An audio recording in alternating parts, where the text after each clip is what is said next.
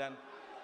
নারায়ে তাকবীর, আল্লাহু আকবার। আমিরে জামাতের আগমন, শুভেচ্ছার স্বাগতম, শুভেচ্ছা স্বাগতম, আমিরে জামাতের আগমন, আমিরে জামাতের আগমন, শুভেচ্ছার স্বাগতম, শুভেচ্ছা স্বাগতম।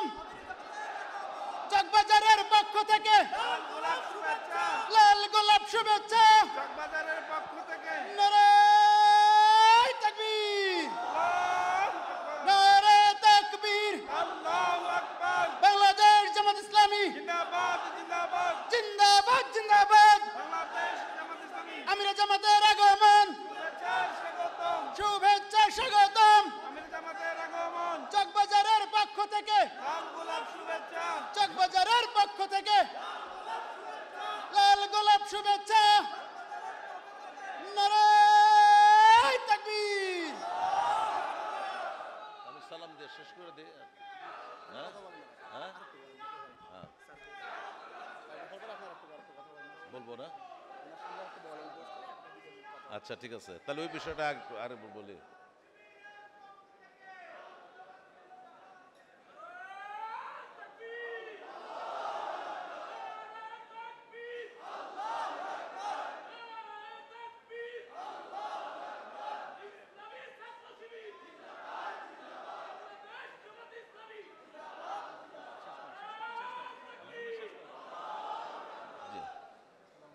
আসসালামু আলাইকুম। আমি যে কথা বলতেছিলাম সেটা আমি একটু পিছন থেকে বলতে চাই, যদি আমাকে অনুমতি দেন। যেহেতু আমাদের আমির জামাত এসেছেন, ওনার নলেজে থাকা দরকার। তা আমাদের এই যে যারা নাকি উপদেষ্টা মণ্ডলী আছেন, এদের ব্যাপারে আমির জামাতকে আমি দৃষ্টি আকর্ষণ করতেছি, আপনাদের একটু খেয়াল রাখতে হবে ভাই। এখন ওনারা বিভিন্ন জায়গায় ঐতিহ্য খুঁজতেছেন। ওনাদের কাছে আপনার আওয়ামী লীগের বিভিন্ন সময়কার ঐতিহ্য মনে পড়ে এবং ঐতিহ্য দেখায় তারা বলতেছে এই দলকে কোনো মতোই ব্যান করা যাবে না। ব্যান করেন না করেন সেটা আপনাদের আইনের ব্যাপার, কিন্তু আপনি কি এই যে আওয়ামী লীগের যে নাশকতা, আওয়ামী লীগের যে আপনার এখানে হত্যাযজ্ঞ, গণহত্যা করলো, এই ঐতিহ্যটা আপনাদের চোখে পড়ে না? আপনারা যে এখানে যে আপনারা যে গণহত্যা করলেন, আপনারা এখানে গুম করলেন, আয়না ঘর বানালেন, এগুলি কি? এগুলিকে আপনারা ঐতিহ্য বলতেছেন? আর এই ঐতিহ্যটা যদি আপনাদের কাছে ভালো মনে হয়ে থাকে, তাহলে আপনারা আওয়ামী লীগকে নিয়ে থাকেন, তত্ত্বাবধায়ক এখান থেকে আপনি সরে গিয়া আপনি দরকার হলে গোপালগঞ্জে চলে যান, সেখানে জায়গা আপনার খালি আছে। সেটা আমাদের আর ব্যাংকিংয়ের ব্যাপারে আমি একটা কথা বলতে চাই। আমরা দেখেন আগেও আপনার এখানে নির্যাতিত ছিলাম, এখন এই বাংলাদেশ ব্যাংক থেকে যা করতেছে, এই আমি আল আরাফা ইসলামী ব্যাংকের পরিচালক ছিলাম, এখন ওখানে একাধারে সব পরিচালকদেরকে বের করে দিছে, এবং আপনারা জানেন 10টা ব্যাংকের পরিচালকদেরকে বের করে দিছে। তো এখানে সবাই তো আর এসানমের লোক না। আমরা তো এসানম যে লুটপাট করছে, এটা কাদের সাহায্য করছে, কাদের সহযোগিতা করছে? এই বাংলাদেশ ব্যাংকের গভর্নর, বিগত দিনের গভর্নর, ডেপুটি গভর্নর এবং তার উচ্চপদস্থ কর্মকর্তারা, তাদেরকে তো টাকা হাতে নিয়ে তুলে দিয়ে আসছে। এই যে হাজার হাজার কোটি টাকা তো ব্যাংকে থাকে না, এগুলি বাংলাদেশ ব্যাংকে থাকে। যখন তারা হাজার হাজার কোটি টাকা লোনের নামে জালিয়াতি করে, এই বাংলাদেশ ব্যাংকের গভর্নররা, ডেপুটি গভর্নররা, তারপরে এই যে উচ্চপদস্থ কর্মকর্তারা, তাদের অধীনস্থ কর্মকর্তা কর্মচারীর মতো কাজ করছে, এবং যে কোনো সময় যে কোনো পলিসি তাদের প্রয়োজন সেভাবে তারা আপনার এই পলিসি পাঠিয়ে দিছে। তো এদেরকে আপনারা ধরছেন না, যারা নাকি আসল গোড়াঘাটি তাদেরকে ধরছেন না। এস আলমের নাম করে আপনি সমস্ত লোকদেরকে আপনি ব্যাংকের থেকে বাদ দিয়ে দিতেছেন, আর কোথা থেকে কাকে ধৈরা এনে আপনি বসাচ্ছেন যারা কোনো ব্যাংক সম্বন্ধে কোনো অভিজ্ঞতা নাই। ব্যাংকগুলি দেখেন ইতিমধ্যেই আপনার একেবারে বিপদসীমার নিচে চলে গেছে। তা আমার কথা হইলো এই বিষয়গুলি একটু আপনারা করেন, কারণ ওনারা হইলো অস্থায়ীভাবে আছেন, দেশ তো আপনাদেরকে চালাতে হবে। এমন একটা দেশ যদি দিয়ে যায়, পরবর্তীতে আপনারা কিন্তু আর ওইটা উঠাইতে পারবেন না, এটা সংশোধন করতে পারবেন না। এই গভর্নরকে আপনারা বলেন যে দোষী তার বিচার করা হোক, যে নির্দোষ সে যাতে কোনো শাস্তি না পায়। এই অনুরোধ জানায় আমি আমার বক্তব্য শেষ করছি। আসসালামু আলাইকুম রহমতুল্লাহ বারাকাতুহু। অসংখ্য ধন্যবাদ এবং মোবারকবাদ জানাচ্ছি এফবিসিসিআই সভাপতি জনাব হাফেজ হাজী এনায়েতুল্লাহ সাহেবকে। প্রাণপ্রিয় উপস্থিতি, আপনারা ইতিমধ্যে দেখেছেন আমাদের আন্দোলনের রাহবার, আমাদের আন্দোলনের কান্ডারি, বাংলাদেশ জামাত ইসলামের সম্মানিত আমির জননেতা জনাব ডাক্তার শফিকুর রহমান সাহেব আমাদের মঞ্চে উপবিষ্ট হয়েছেন। প্রাণপ্রিয় উপস্থিতি, এই পর্যায়ে বিশেষ অতিথির বক্তব্য নিয়ে আসছেন বাংলাদেশ জামাত ইসলামী ঢাকা মহানগরী দক্ষিণের সম্মানিত শুরা সদস্য, বাংলাদেশ ইসলামী ছাত্র শিবিরের সাবেক কেন্দ্রীয় সভাপতি ডক্টর মোবারক হুসাইন।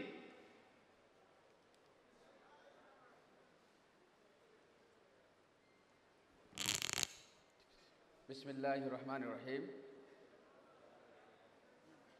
এদেশের স্বাধীনতা সার্বভৌমত্বের অতন্ত্র প্রহরী, এদেশের গণমানুষের সংগঠন বাংলাদেশ জামাত ইসলামী চকবাজার থানার উদ্যোগে আয়োজিত আজকের এই ঐতিহাসিক সুধী সমাবেশের সম্মানিত সভাপতি, বিশিষ্ট ব্যবসায়ী জনাব আনিসুর রহমান, আজকের এই ঐতিহাসিক সমাবেশের সম্মানিত প্রধান অতিথি, বাংলাদেশ জামাত ইসলামের সম্মানিত আমির, আমাদের সকলের শ্রদ্ধাভাজন প্রিয় রাহবার জনাব ডাক্তার শফিকুর রহমান, আজকের সমাবেশে উপস্থিত আছেন অন্যান্য বিশেষ অতিথিবৃন্দ, অন্যান্য অতিথিবৃন্দ, সম্মানিত ব্যবসায়িকবৃন্দ, আজকের এই উপস্থিত সম্মানিত সুধীমণ্ডলী, সকলের নিকট আন্তরিক সালাম। আসসালামু আলাইকুম রহমতুল্লাহি ওয়া বারাকাতুহু। আমি আল্লাহ রাব্বুল আলামিনের শুকরিয়া জ্ঞাপন করছি যে আমাদেরকে 17 বছর পর একটি নতুন বাংলাদেশ পেয়েছি, একটি স্বৈরাচার মুক্ত বাংলাদেশ পেয়েছি, আলহামদুলিল্লাহ। আমি শ্রদ্ধার সাথে স্মরণ করছি যে নতুন বাংলাদেশ পাওয়ার পিছনে যাদের রক্ত দিয়েছেন সেই সমস্ত শহীদ ভাইদের স্মরণ করছি এবং আল্লাহর কাছে দোয়া কামনা করছি আল্লাহ রাব্বুল আলামিন তাদেরকে শহীদ হিসেবে কবুল করুন, আমিন। যারা আহত হয়েছেন তাদের সুস্থতা কামনা করছি। সম্মানিত উপস্থিতি, আমাদের সম্মানিত নেতৃবৃন্দ কথা বলবেন, আমি একটি কথা বলি আমার কথা শেষ করছি যে আজকে এই চকবাজার হচ্ছে ব্যবসায়ীদের জন্য এরিয়া। আপনারা গত 17 বছর এই এলাকায় যারা সৎ ব্যবসায়ী ছিলেন তারা কেউ ব্যবসা করতে পারেন নাই চাঁদাবাজির জন্য, এবং আজকে এই গত 17 বছরে যেভাবে চাঁদাবাজি, টেন্ডারবাজি, দখলদারিত্ব ছিল সেখান থেকে মুক্ত হওয়ার জন্য আজকে সকলকে ঐক্যবদ্ধভাবে আগামী দিনে যে কোনো ষড়যন্ত্র মোকাবেলায় আমাদেরকে ঐক্যবদ্ধ ভূমিকা পালন করতে হবে ইনশাআল্লাহ। আমাদেরকে আগামী দিনে এই যে যারা আজকে 17 বছর আমাদের কেন্দ্রীয় নেতৃবৃন্দকে যারা হত্যা করেছেন, যারা আল্লামা দেলোয়ার হোসেন সাইদি হুজুরকে যারা ক্লিনিকের ডেথের মাধ্যমে হত্যা করেছেন, যারা আমাদের নিরপরাধ মানুষদেরকে হত্যা করেছেন, তাদের শাস্তি জনতার আদালতে করতে হবে। এবং আজকে যারা আমাদের এই চাঁদাবাজি, টেন্ডারবাজিতে যারা চ্যাম্পিয়ন হয়েছেন, আজকে আপনারা একজন দরবেশের নাম জানেন যিনি শেহার বাজার কেলেঙ্কারি করে আজকে শেহার বাজারকে যারা 18,000 লক্ষ লক্ষ মানুষকে পথে পথে বসাই দিয়েছিলেন, যিনি নৌকায় ভর করে এদেশের অর্থনীতিকে শেষ করে দিয়েছেন। উনি যখন পালাচ্ছিলেন তখনও নৌকা ব্যবহার করে পালানোর চেষ্টা করেছিলেন, কিন্তু এদেশের জনগণ তাকে পালাইতে দেওয়া হয় নাই। আমরা মনে করি যারা অন্যায়ের সাথে যুক্ত আছেন, যারা চাঁদাবাজির সাথে যুক্ত আছেন, যারা দখলদারির সাথে মুক্ত আছেন, এদেশের জনগণ তাদেরকে আইনের আওতায় এনে তাদেরকে সুষ্ঠু বিচার ব্যবস্থার আওতায় নিয়ে আসবেন। সম্মানিত সুধীমণ্ডলী, সবাইকে ধন্যবাদ জানিয়ে আমরা আমাদের আগামী দিন ঐক্যবদ্ধ হয়ে যে কোনো ষড়যন্ত্রের মোকাবেলায় আমরা যেন প্রস্তুত থাকতে পারি সেই প্রত্যাশা ব্যক্ত করে আমি আমার কথা শেষ করছি। আল্লাহ হাফেজ। বাংলাদেশ জামাত ইসলামী জিন্দাবাদ, চকবাজার জিন্দাবাদ। আসসালামু আলাইকুম রহমতুল্লাহি ওয়া বারাকাতুহু। সম্মানিত সুধী মণ্ডলী, এ পর্যায়ে বিশেষ অতিথির বক্তব্য নিয়ে আসছেন বাংলাদেশ জামাত ইসলামী ঢাকা মহানগরী দক্ষিণের সম্মানিত অ্যাসিস্ট্যান্ট সেক্রেটারি জনাব ডক্টর আব্দুল মান্নান। বক্তব্য নিয়ে আসছেন ডক্টর আব্দুল মান্নান। আসসালামু আলাইকুম ওয়া রাহমাতুল্লাহি তাআলা ওয়া বারাকাতুহু। আজকের এই সমাবেশের সম্মানিত সভাপতি, সম্মানিত প্রধান অতিথি, বিশ্ব ইসলামী আন্দোলনের অন্যতম সিপাহসালার বাংলাদেশ জামাত ইসলামের সম্মানিত আমির ডক্টর শফিকুর রহমান, সম্মানিত কেন্দ্র ও মহানগরী নেতৃবৃন্দ, ইসলামী ছাত্র শিবিরের সম্মানিত কেন্দ্রীয় সভাপতি, ব্যবসায়ী নেতৃবৃন্দ এবং সুধী মণ্ডলী, আজকের এই সমাবেশে আমরা আমাদের নেতৃবৃন্দর কাছ থেকে গুরুত্বপূর্ণ বক্তব্য শুনব। আমি যে কথাটি শুরুতেই বলতে চাই, যে জায়গায় দাঁড়িয়ে আমরা আজকের এই সমাবেশ করছি তার পাশেই ছিল আমাদের নেতৃবৃন্দকে হত্যার ফাঁসির মঞ্চ। এর পাশেই খুব কাছাকাছি জায়গায় তাদেরকে হত্যা করা হয়েছে। তাদের রক্তের সেই রেখে যাওয়া জমিন আজকে উর্বর হয়ে এখানে ফসল ফলেছে। এবং পাশাপাশি 5ই আগস্টে যেই ছাত্র নেতৃবৃন্দ জীবন দিয়েছেন, তাদের রক্তের বিনিময়ে বাংলাদেশ আজকে আবার নতুন করে উর্বর হয়েছে।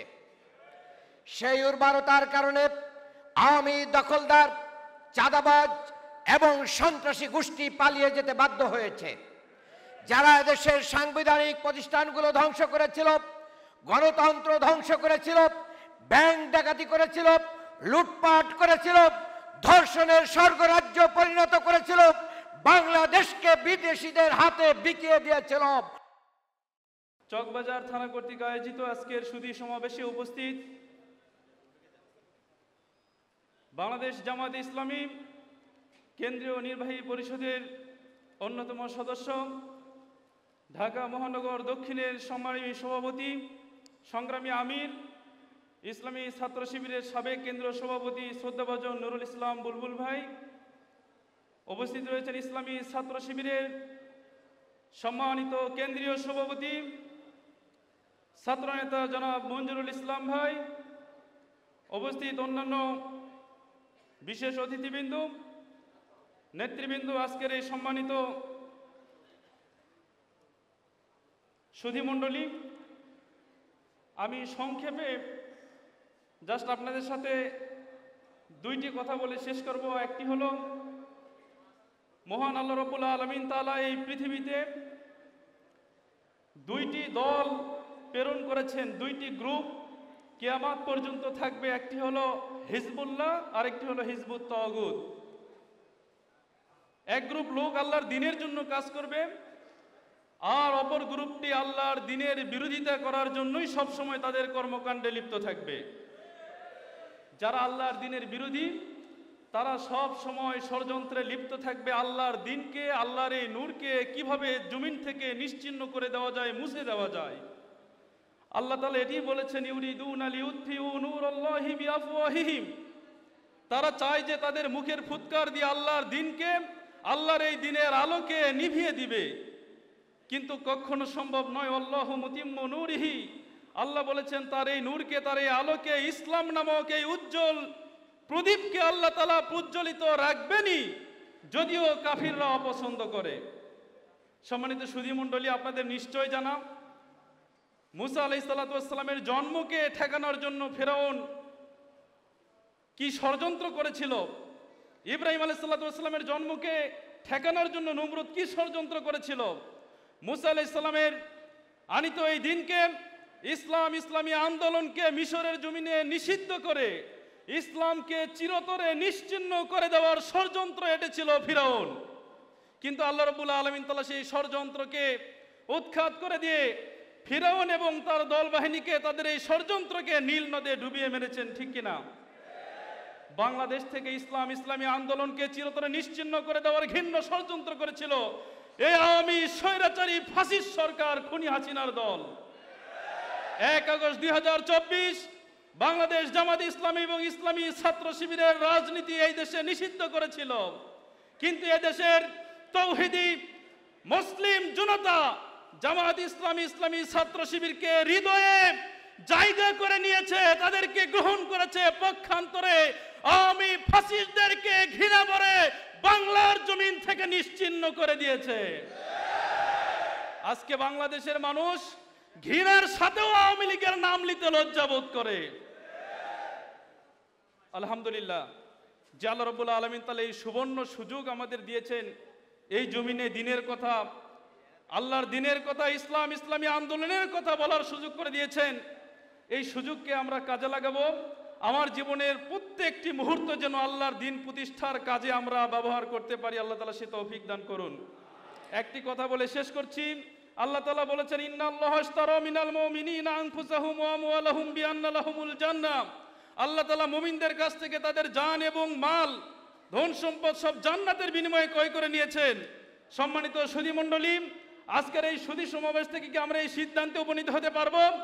আজ থেকে যতদিন আল্লাহ তাআলা আমাকে এই জমিনে হায়াত দিয়েছেন, জীবন দিয়েছেন, ততদিন পর্যন্ত, জীবনের শেষ মুহূর্ত পর্যন্ত আমার জীবন এবং ধন সম্পদ আল্লাহর জন্য কুরবানি করার জন্য প্রস্তুতি গ্রহণ করব। পারবো ইনশাআল্লাহ? কারা কারা পারবে একটু আল্লাহকে দুই হাত তুলে দেখায়। আল্লাহ তাআলা কবুল করুন। সবাইকে ধন্যবাদ জানাচ্ছি। বাংলাদেশ জামাত ইসলামী চকবাজার থানাকে বাংলাদেশ জিন্দাবাদ, বাংলাদেশ জামাত ইসলামী জিন্দাবাদ, ইসলামী ছাত্র শিবির জিন্দাবাদ। সবাইকে ধন্যবাদ। ধন্যবাদ। সম্মানিত সুধী মণ্ডলী, এ পর্যায়ে আমাদের মাঝে বিশেষ অতিথির বক্তব্য নিয়ে আসছেন আজকের প্রোগ্রামের অন্যতম বিশেষ অতিথি, বিশিষ্ট ব্যবসায়ী, মৌলভীবাজার ব্যবসায়ী সমিতির সাবেক সভাপতি, এফবিসিসিআই এর পরিচালক জনাব হাফেজ হাজী এনায়েতুল্লাহ সাহেব। বক্তব্য নিয়ে আসছেন হাফেজ হাজী এনায়েতুল্লাহ।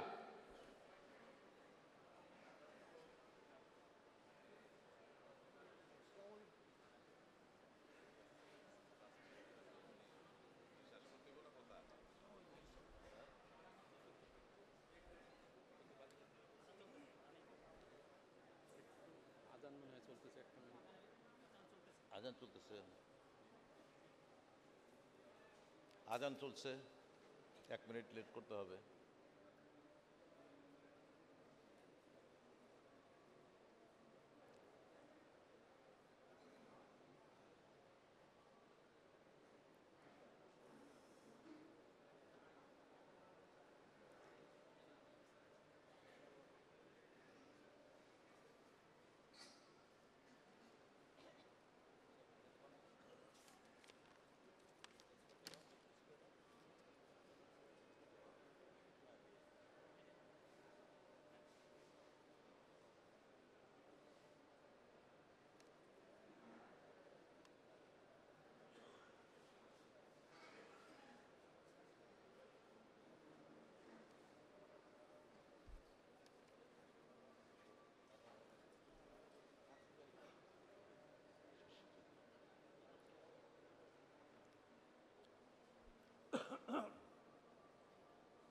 শুরু করি তাহলে। আউযু বিল্লাহি মিনাশ শাইতানির রাজীম। বিসমিল্লাহির রহমানির রহিম। রব্বি ইশরাহ লি সাদরি ওয়া ইয়াসসির লি আমরি ওয়াহলুল উকদাতাম মিন লিসানি ইয়াফকাহু কওলি। আজকের সভার সম্মানিত সভাপতি, বাংলাদেশ জামাত ইসলামের নেতৃবৃন্দ, আমন্ত্রিত অতিথিবৃন্দ, ব্যবসায়ী নেতৃবৃন্দ, মিডিয়া থেকে আগত সাংবাদিক ভাই ও বোন, আসসালামু আলাইকুম ওয়া রাহমাতুল্লাহি ওয়া বারাকাতুহু। আমি প্রথমেই জামাত ইসলামের যারা নেতৃবৃন্দ আছেন তাদেরকে ধন্যবাদ জ্ঞাপন করছি, কারণ এরকম একটা সুন্দর পরিবেশে সুন্দর একটা অনুষ্ঠান আমাদেরকে উপহার দেওয়ার জন্য এবং আমাদেরকে কিছু বলার সুযোগ করে দেওয়ার জন্য।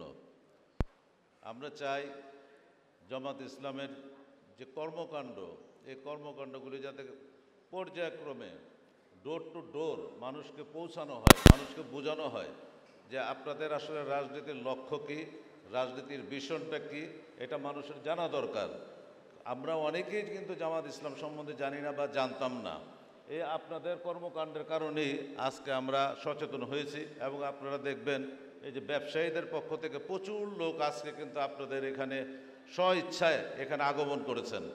আলহামদুলিল্লাহ, যারা এসেছেন আমি সকলকে ধন্যবাদ জানাই এবং আমি অনুরোধ করব এই ধরনের কর্মকাণ্ডগুলি আপনারা যাতে অব্যাহত রাখেন, কারণ আমাদের ইসলাম ছাড়া আমাদের কিছু নাই। সত্যি কথা বলতে আপনি যেখানেই যাবেন সব জায়গায় দেখবেন একমাত্র ইসলাম ব্যতীত দুর্নীতি, অনাচার, অত্যাচার, এর বাহিরে আপনি কিছু দেখবেন না। ঘুষ, সুদ, এতে করে আমাদের সমাজটাকে ছেয়ে গেছে।